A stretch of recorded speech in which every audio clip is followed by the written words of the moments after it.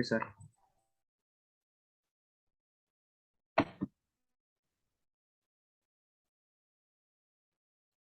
Baik, sebelumnya Assalamualaikum warahmatullahi wabarakatuh. Perkenalkan, kami dari kelompok C, tepatnya dari kelas Fisika Kuantum, di mana kami akan mempresentasikan hasil kerja kelompok kami. Yang pertama, anggota dari kelompok kami, yang pertama Sylvia Ainur Rohmah dengan NIM 2002 10 10 20 2002.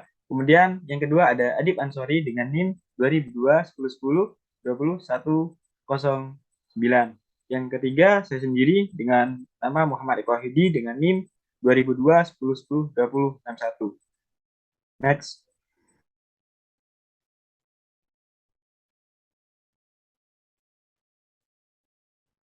Untuk materi selanjutnya akan disampaikan oleh rekan saya kepada yang bertugas. Waktu dan tempat, silakan.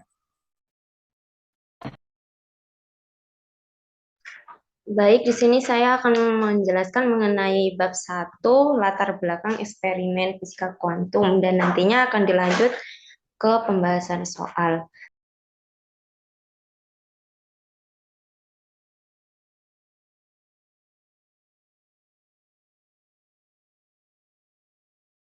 Udah ya, berubah ya? Di Word ini. Oh iya. Udah mau diulang dari depan. Record soalnya. Baik, di sini saya akan menjelaskan mengenai bab 1, latar belakang eksperimen fisika kuantum mengenai, untuk yang pertama, pada sebab radiasi benda hitam.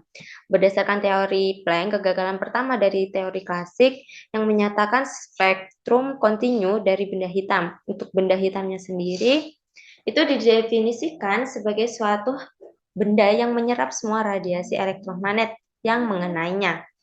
Secara yang kita dapat ketahui untuk radiasi benda hitam ini dalam kehidupan sehari-hari adalah matahari. Lalu ada ilmuwan Joseph Stefan dan Louis Boltzmann yang menghasilkan suatu rumus empiris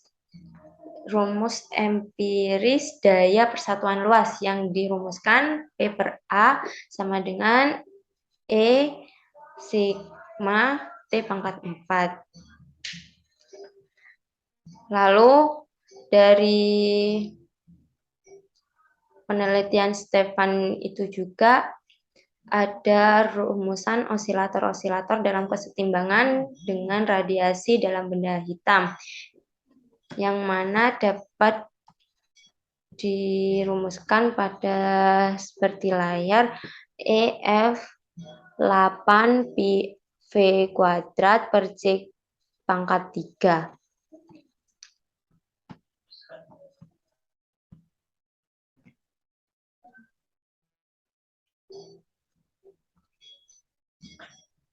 Dan nantinya jika sudah melalui tahap-tahap perumusan, ini akan menghasilkan rumus seperti yang di warna biru. Lambda dikali T sama dengan HC dibagi 4,96651 KB yang menghasilkan 2,8978 dikali 10 pangkat 3 meter K. Lalu mengenai efek fotolistrik. Berikut adalah gambaran dari setup percobaan fotolistrik. Untuk fotolistrik sendiri itu proses lepasnya elektron dari permukaan logam yang disinari.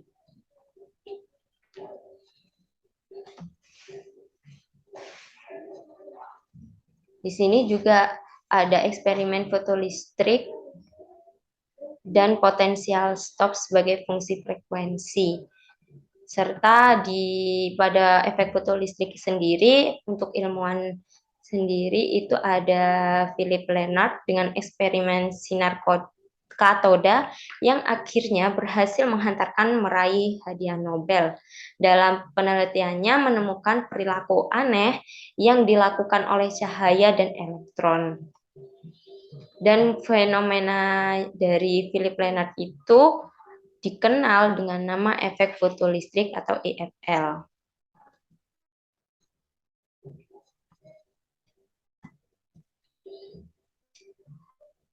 Lanjut ke materi efek Compton. Untuk efek Compton sendiri itu merupakan istilah yang digunakan untuk menunjukkan fenomena yang diamati ketika sinar X dihamburkan pada berbagai material. Fenomena klasik ini berdasarkan fisika klasik, kemudian dipelajari secara eksperimen oleh Arthur Compton serta rekannya. Dan menurut teori kuantum cahaya, foton itu berlaku sebagai partikel. Hanya foton tidak mempunyai massa diam. Dari analisa efek Compton dapat teramati bahwa peristiwa tumbukan foton dengan elektron. Dan berikut gambaran dari eksperimen percobaan Compton.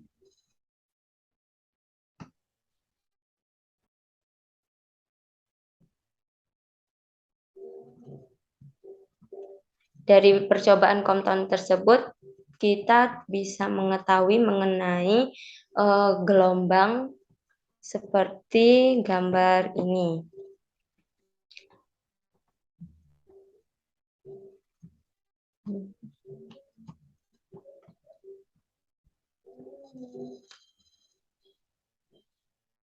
Dan pada Compton sendiri didapatkan rumus selisih panjang gelombang, di mana ada lambda akhir dikurangi lambda awal, yang dirumuskan H per M kalikan C 1 min cos theta. Yang terakhir ada hipotesa de Broglie. Hipotesa de Broglie ini dirumuskan dengan E sama dengan H kali F. Lalu dirumuskan kembali, diturunkan menjadi lambda sama dengan H per P.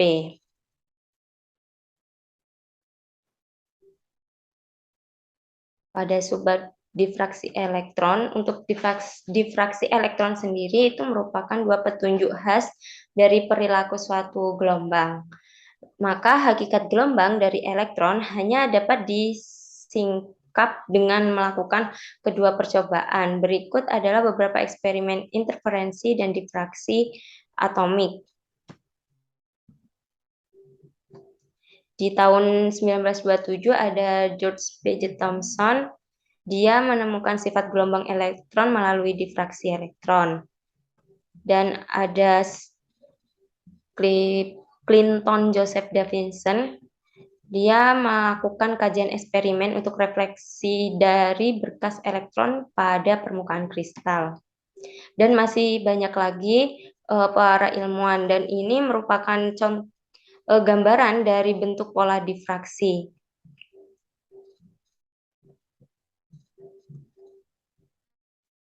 Dan yang terakhir ada materi kepastian Heisenberg. Di sini sebagai di kepastian Heisenberg sendiri dirumuskan dengan pendekatan konsep paket gelombang dengan kombinasi dua gelombang yang dirumuskan seperti A cos omega kali T dikurangi K kali X.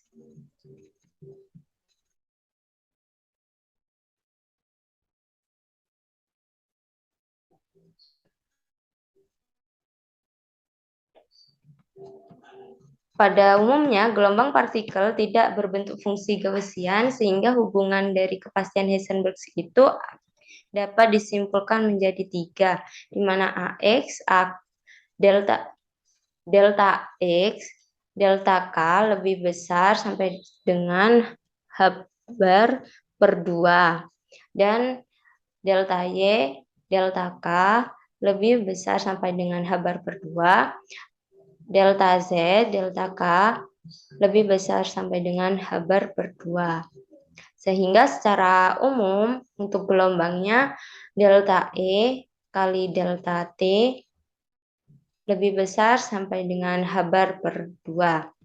Untuk persamaan tersebut itu merupakan prinsip Heisenberg. Dengan demikian, pada tahun 1927, German Werner Heisenberg itu menjelaskan hubungan bahwa tidak mungkin untuk menentukan secara simultan posisi dan momentum dari suatu partikel dengan presisi yang tak terbatas.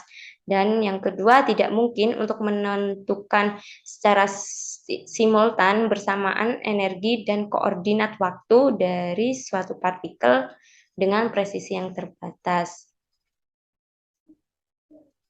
Dengan latihan soal, saya serahkan kembali ke moderator. Terima kasih. Baik, terima kasih kepada pemateri yang sudah menyampaikan materinya. Selanjutnya yaitu dilanjutkan terkait pemaparan materi yang akan disampaikan oleh rekan kami yang bertugas. Kepada yang bertugas, waktu dan tempat dipersilakan. Baik, waktunya terima kasih moderator. Di sini saya akan menjelaskan contoh soal ya. Nomor 1 yaitu sinar X yang panjangnya gelombangnya 2500 mengalami hamburan Compton dan berkas terhamburnya teramati pada sudut 60 relatif terhadap arah berkas datang. Tentukan energi foton sinar X hamburannya. Nah, yang ditanya itu kan lambda sama dengan 2500 dan theta sudut tetanya itu 60 derajat dan ketetapan energi fotonnya yaitu 2,5 dikali 10 pangkat min 10 meter. Yang ditanyakan tentukan energi foton sinar X hamburannya. Nah, pada hamburan Compton berlaku delta maaf, maksudnya lambda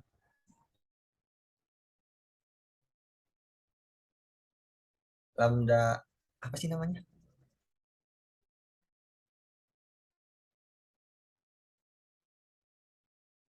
Yang mana, Dip?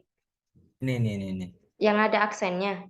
Lambda aksen. Astagfirullah.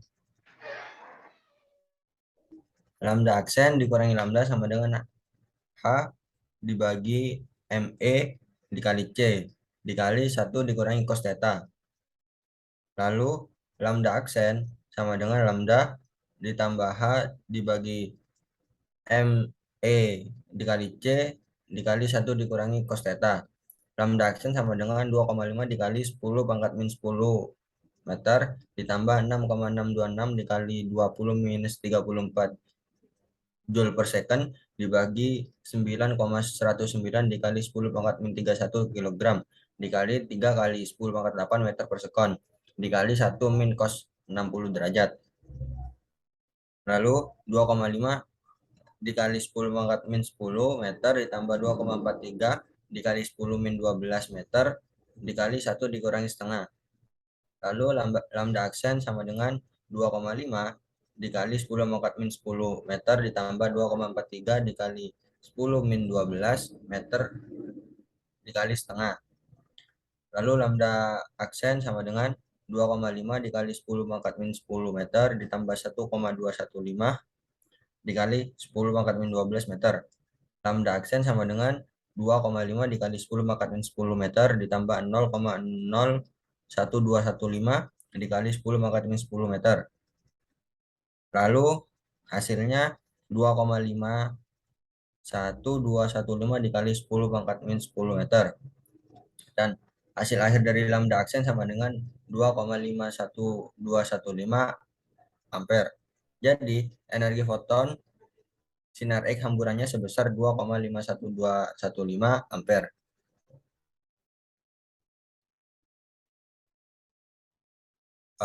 Next ke soal yang kedua.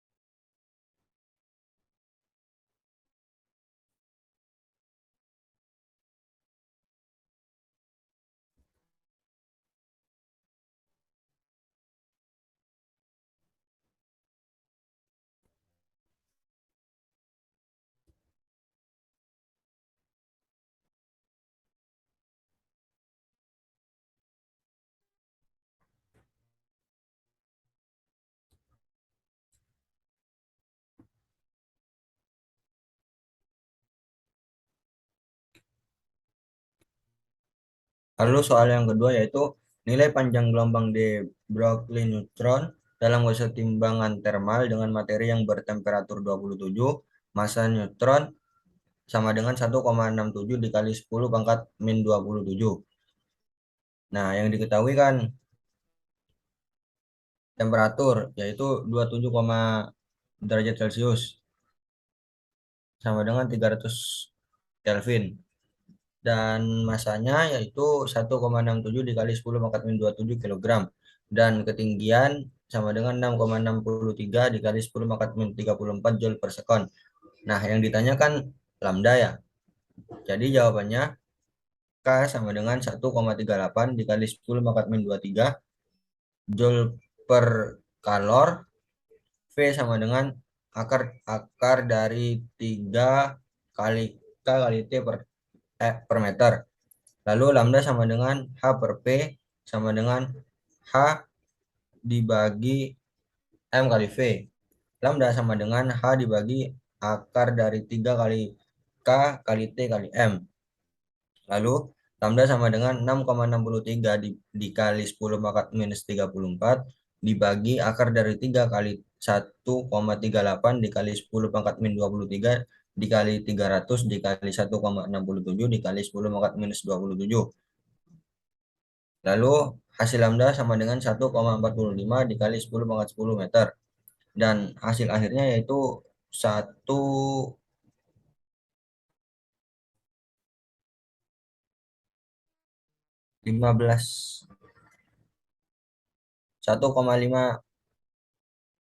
A.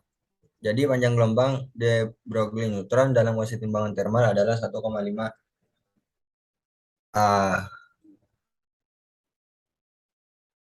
Armstrong. Oh, Armstrong itu. Jadi panjang gelombang de Broglie neutron dalam kesetimbangan termal adalah 1,5 Armstrong. Dilanjut soal nomor 3. Lalu soal yang nomor 3 yaitu foton dengan energi 30 keV menumbuh elektron yang awalnya diam. Jika foton terhambur sebesar 30, berapakah kecepatan recoil dari elektron? Yang diketahui kan energi awal yaitu 30 keV. Tetanya sama dengan 30 derajat. Yang ditanya kecepatan recoil atau V. Jadi T sama dengan setengah mv kuadrat E0 atau E awal sama dengan E tambah T. T sama dengan E0 dikurangi E. A sama dengan energi foton sebelum hamburan dibagi energi diam elektron. Atau yang bisa kita rumuskan menjadi A sama dengan E0 dibagi E0 kali V kuadrat. Lalu A sama dengan 30 keV dibagi 9,9 dikali 10 pangkat minus 31 dikali 3 kali 10 pangkat 8 pangkat 2.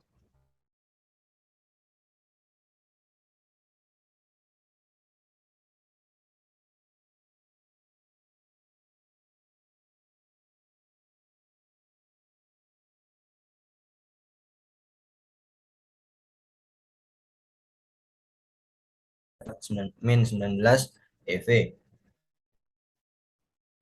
Dan hasilnya A sama dengan 30 keV dibagi 512 keV. A sama dengan 0,1. Sedangkan E sama dengan E0 dibagi 1 tambah A dikali 1 min cos theta. Yaitu 30 keV dibagi 1 ditambah 0,1 dikali 1 dikurangi cos 30 derajat. Dan hasilnya 30 keV dibagi 1 ditambah 0,1 dikali 1 dikurangi 0,9. Dan hasil akhir dari E sama dengan 29,7 EV. Kemudian T sama dengan E0 dikurangi E. T sama dengan nilai dari energi awal yaitu 30 keV dikurangi energi akhirnya 29,7 keV. Dan T-nya sama dengan 0,3 EV. Kemudian T sama dengan setengah mv kuadrat disederhanakan menjadi V sama dengan akar dari 2T dibagi M. Lalu akar dari 2T dikali C kuadrat dibagi maaf, akar dari 2T dibagi M dikali C kuadrat per C kuadrat. Lalu menjadi akar dari 2T dibagi MC kuadrat. Lalu V sama dengan C dikali akar dari 2T dibagi MC kuadrat. Dan hasilnya yaitu V sama dengan C akar dari 2 dikali 0,3 KIV dibagi 512 KIV. Dan hasil akhirnya yaitu 0,03 C. Jadi kecepatan recoil dari elektron sendiri yaitu 0,03.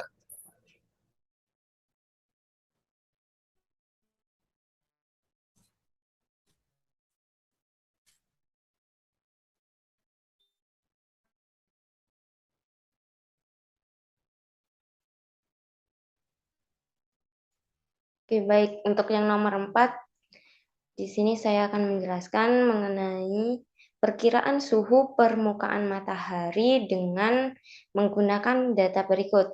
Ini sudah diketahui jari-jari matahari sebesar 7 kali 10 pangkat 8 meter. Untuk jarak rata-rata bumi matahari, R sama dengan 1,5 kali 10 pangkat 11 meter, dan intensitas radiasi sinar matahari terukur di muka bumi sebesar 1400 W per meter kubik meter persegi, dan matahari itu dianggap dengan benda hitam. Maka sudah diketahui dari soal untuk jari-jari matahari, lalu ada jarak rata-rata bumi, intensitas, dan E ini 1. Kenapa E ini 1? Karena kan di sini matahari merupakan salah satu contoh dari benda hitam. Lalu yang ditanya adalah T-nya. Maka kita rumuskan menggunakan intensitas radiasi matahari pada permukaan bumi yang dirumuskan dengan P per A.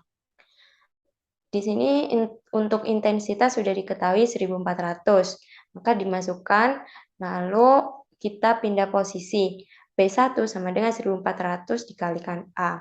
A ini adalah luasan, maka luasan dirumuskan menggunakan 4pi R kuadrat. Selanjutnya mencari intensitas radiasi matahari pada permukaan matahari. Sama menggunakan rumus P2 per A2 sama dengan E sigma T pangkat 4. Lalu untuk A-nya sendiri sama diubah menjadi 4pi R kuadrat kalikan S. Dan untuk sigma dan T pangkat 4 turun.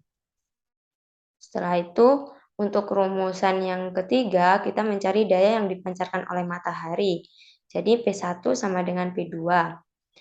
Sekarang sudah mencari intensitas radiasi matahari, ditemukan 1400 4pi R kuadrat. Dan P2-nya 4pi R kuadrat S sigma T pangkat 4. Setelah itu, T pangkat 4 itu, maka 1400 4pi R kuadrat dibagi 4pi R kuadrat S sigma. Untuk 4pi R kuadrat itu kan 4pi-nya bisa kita coret, sehingga 1400 R kuadrat per R kuadrat S sigma. Lanjut ke memasukkan nilai-nilai yang sudah diketahui dan dihasilkan 1147,96 dikali 10 pangkat 12 dan T-nya sendiri menghasilkan 0,58 dikali 10 pangkat 4. Jadi untuk taksiran suhu permukaan matahari 5820 Kelvin.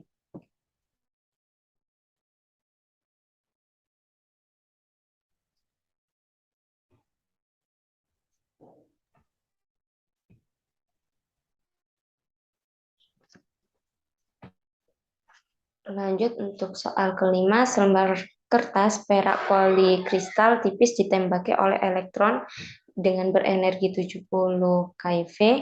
Jika jarak interatomik kristal tersebut 4,8 Armstrong, hitunglah radius pola difraksi orde pertama bidang Bragg pada layar yang terletak 60 cm di belakang kertas perak tersebut. Di sini sudah diketahui E-nya adalah besar energi 70 kilo elektron volt, lalu ada jarak dengan 4,08 Armstrong, lalu ada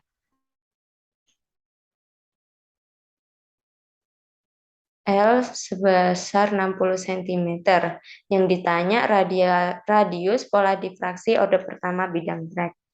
Jadi yang langkah pertama menentukan panjang gelombang elektron dengan rumusan lambda sama dengan H per P sama dengan H kalikan C per P dikalikan C.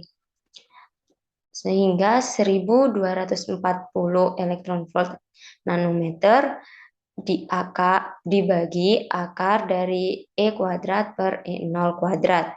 Sehingga 1240 elektron volt nanometer dibagi akar E0 ditambah K yang dikuadratkan dikurangi E0 kuadrat.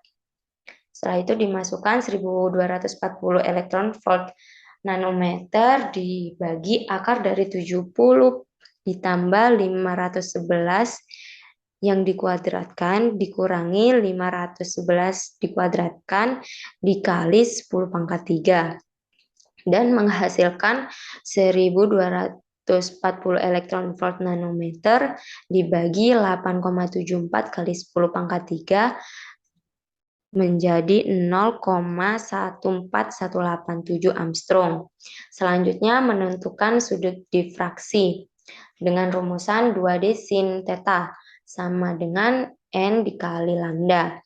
Untuk sin theta, N dikali lambda dibagi 2D. Untuk sin theta, N N dikali lambda itu menghasilkan 0,14187 Armstrong dibagi 2 dikali 4,08 Armstrong dan menghasilkan sudut sebesar 0,974 derajat. Langkah ketiga yaitu menentukan radius pola difraksi orde pertama dengan rumusan R sama dengan L tan 2 theta. L-nya sebesar 60, tan 2 tetanya sebesar 0,974 derajat dan menghasilkan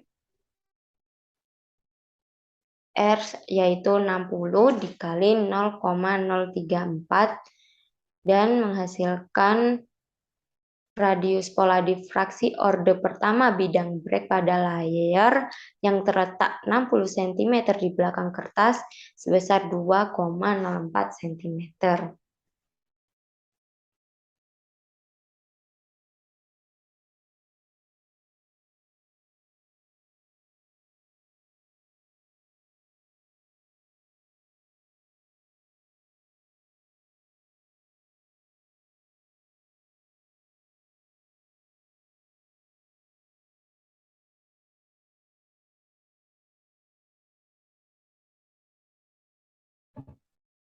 Baik, terima kasih. Untuk selanjutnya yaitu tentang materi persamaan koordinir.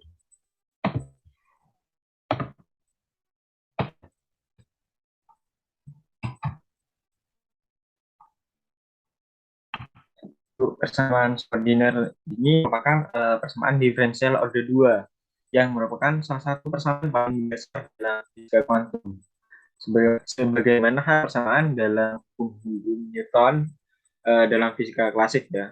Persamaan koordinir merupakan persamaan harga pribadi yang dalam fisika kuantum digunakan untuk menentukan persamaan fungsi dalam keadaan suatu sistem atau persamaan fungsi gelombang sebuah partikel seperti itu. Persamaan koordinir adalah semacam persamaan gerak untuk sistem fisika kuantum dalam bentuknya yang paling sederhana. Jika fungsi gelombang sistem tersebut adalah PSI ya, persamaan koordinir dapat ditentukan dalam bentuk persamaan harga pribadi, di mana H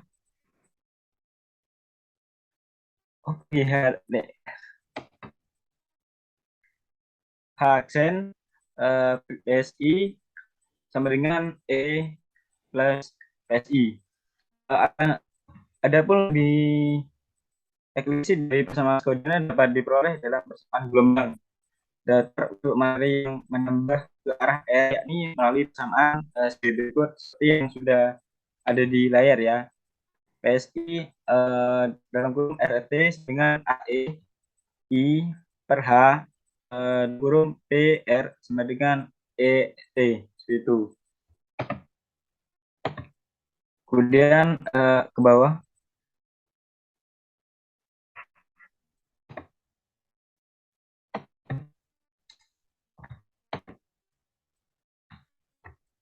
yang langsung ke persamaan interpretasi gelombang. Berdasarkan gambar yang sudah dilihat di layar, ada sebuah gambar di mana tersebut ada berkas seperti cahaya, ada seperti cahaya datang, itu ada berkas datang, kemudian ada target, kemudian ada cincin defleksi, kemudian datang. Itu dari tersebut kita bisa mengambil sebuah istilahnya pengaman atau sebuah kesimpulan. So, yang pertama, ketika berkas intervensi menuju ke formasi intervensi cepat, itu bisa disebut dengan fast match formation. Kemudian yang kedua ada berkas intervensi rendah ke formasi intervensi itu akan semakin lambat itu. Kemudian berkas intervensi rendah menuju ke yang lebih tinggi itu apa intervensinya itu akan bebas gitu.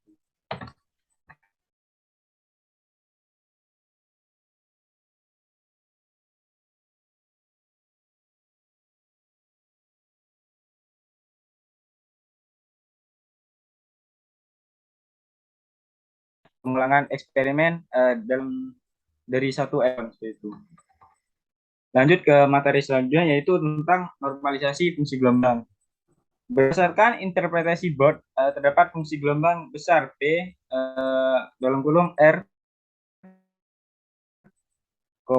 sama dengan PSI dalam kurung R, T kuadrat adalah rapat boleh jadian untuk menemukan partikel yang dinamikanya digambarkan oleh fungsi gelombang PSI dalam kurung R,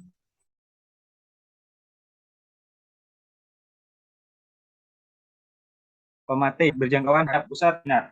Oleh sebab itu, integral P TOT dalam kolom R titik titik R, T sama dengan di situ ada seperti apa ya persamaan K hingga kemudian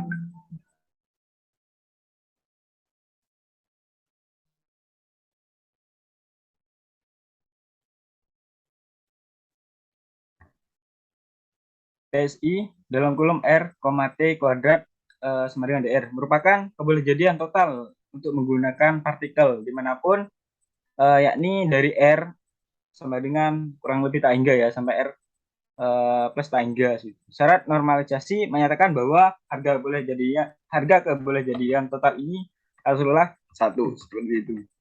Dalam praktek untuk sistem dengan partikel yang kurang dalam satu daerah batas-batas integral tersebut dapat disesuaikan dengan batas-batas di mana partikel berada. Tidak harus dari min tangga sampai tangga plus ya. Gantung pada keadaan sistem kebolehjadian total dapat merupakan besaran yang tetap nilainya, yakni sama dengan satu atau tidak keadaan yang keduanya, atau tidak pada keduanya ya, seperti itu. Berlaku untuk sistem merupakan fungsi kompleks. Jadi ini ada kaitannya dengan fungsi kompleks. Pada sebagian besar kasus, umumnya potensial sistem harga real dan fungsi kebolehjadian totalnya itu akan mengalami apa sifatnya tetap seperti itu. Baik, untuk selanjutnya akan dilanjutkan ke latihan soal.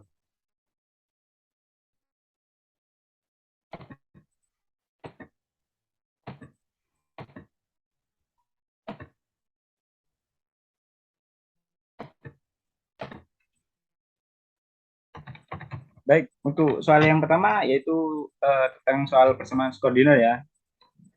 Ini dilanjutkan di PPT. Nah, dalam PPT tersebut sudah ada soal yang dimana untuk soal yang pertama tentang persamaan koordinat. Pada persamaan koordinat IH D, dt PSI, R, T, kemudian sama dengan min H kuadrat pangkat H kuadrat, kemudian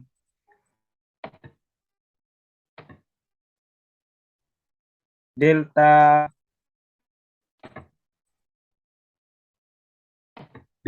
kuadrat ya, plus B, kemudian PSI dalam kurung R, T, maka operator energi total sistem tersebut adalah dari soal tersebut kita diminta untuk mencari operator energi total dalam sistem tersebut.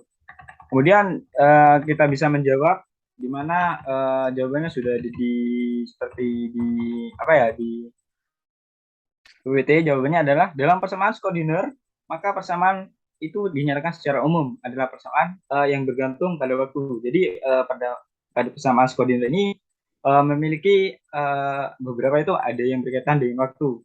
Bisa dilihat dari rumus IH D per dt, kemudian PSI dalam kolom R, T sama dengan min H kuadrat pangkat H min kuadrat delta kuadrat plus B PSI dalam kolom R, T, operator di luas kiri adalah operator energi total, di mana kita bisa menuliskan dengan IH delta pangkat delta T, seperti itu. Jadi hasilnya merupakan P sama dengan IH delta per delta, maksud saya IH per delta dt, seperti itu. Kemudian bisa lanjut ke nomor 2.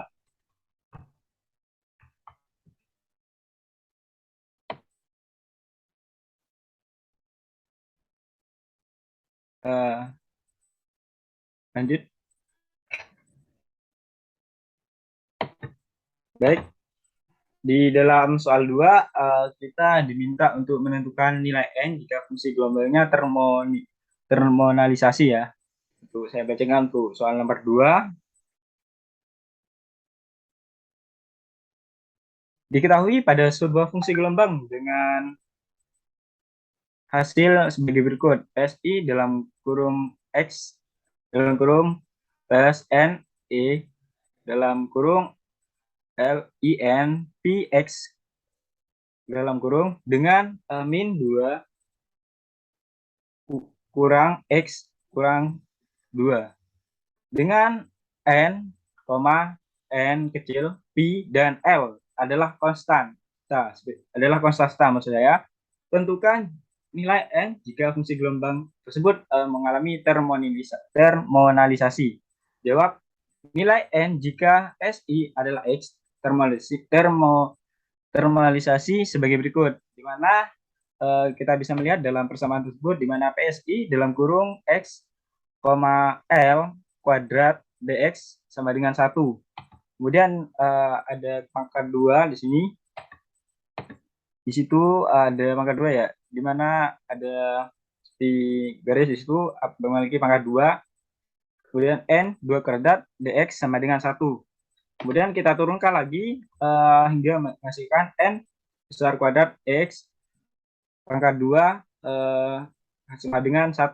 Kemudian N2 dalam kurung yang tadi ini kan min 2, kemudian kita turunkan lagi menjadi dalam kurung 2, X-nya yang tadi itu menjadi 2 dikurangi min 2 sama dengan 1. Jadi tetap 1. Kemudian kita turunkan ke bawahkan lagi menjadi N2 sama dengan 4. Artinya 2 ini dikalikan hingga hasilnya 4 ya. Kemudian kita bisa menentukan hasilnya N2 sama dengan 1/4. Ini kita jadikan seperti persamaan gitu hingga hasilnya 4. Kemudian kita N-nya kita anukan lagi sehingga N kurang lebih kita akarkan jadi N Pi akar kuadrat 1/4 ya. Kemudian hasilnya paling kecil yaitu N kurang lebih sama dengan 1/2. Jadi dari soal nomor 2 ini kita bisa mengetahui bahwa yang tadi berupa nilai min 2 lebih kecil X kemudian lebih kecil 2 ini mengalami monalisasi sehingga menjadi kurang lebih 1,5 seperti itu. Kita lanjut ke soal nomor 3.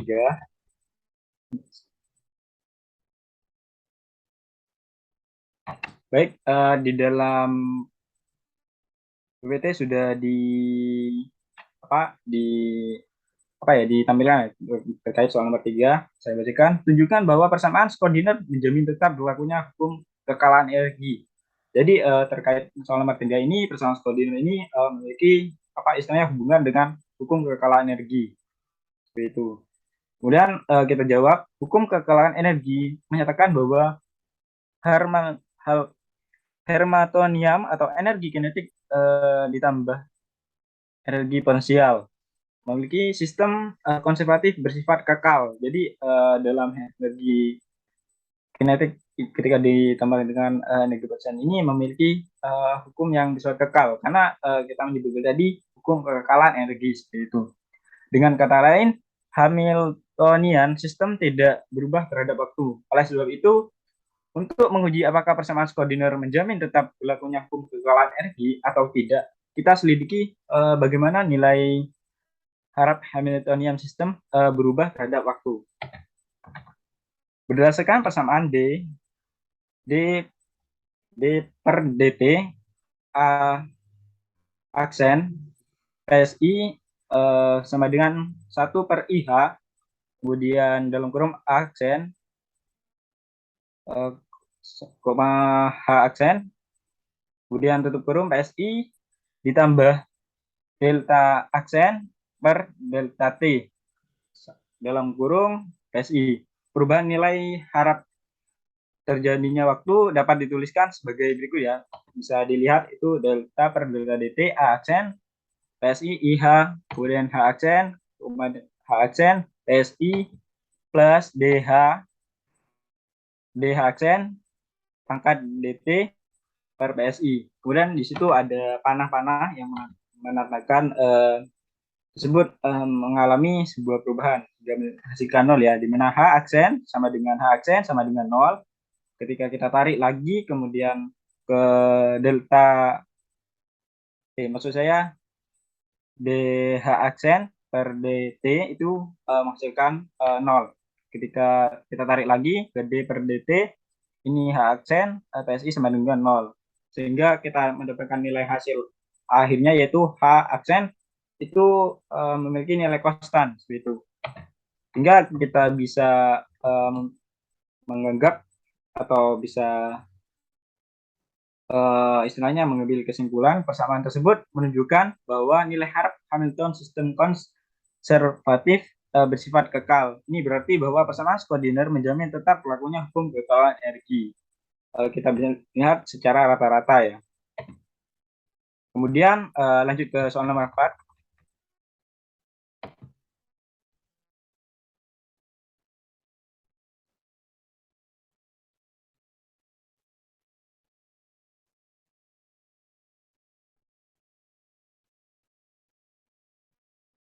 Baik, di soal nomor 4 saya bacakan. Gelombang sinusoidal dengan frekuensi 500 Hz menjalar dengan laju 350 meter per sekon. Berapakah jarak dua titik yang beda fase? Pi per 3 rad ya. Kita bisa kerjakan di mana kita bisa mengetahui F sama dengan 500 Hz. Kemudian V-nya 300 meter per sekon. Kita bisa menjawab kita jawab dengan sama dengan X per T sama dengan KX kali T, X, T sama dengan 2V per V, X, PT, itu kita bisa kalikan lagi dengan 2V per V, T per 2F sama dengan kita bisa masukkan 350 meter per sekon dibagi 2, duanya ini ya, F-nya kita kan sudah tahu tadi berapa, 500 Hz. Kemudian kita kalikan 3, ini karena ditarik yang ditanya pi per 3 ya, pi per 3 Hz. Kemudian kita kalikan 3 sama dengan 0,117 meter. Kemudian lanjut ke soal nomor 5. Ini untuk soal nomor 5 masih berkaitan dengan soal nomor 4 ya. Dari soal nomor 4, berapakah fase antara dua pergeseran pada suatu titik dengan perbedaan waktu 100 meter per sekon seperti itu. Dalam persamaan tadi kan kita sudah mengetahui bersama terkait Fs-nya ya, atau 2FV per V. Nah, dari sana kita tinggal mengetahui di mana Y dalam kurung X, T sama dengan A sin, KS per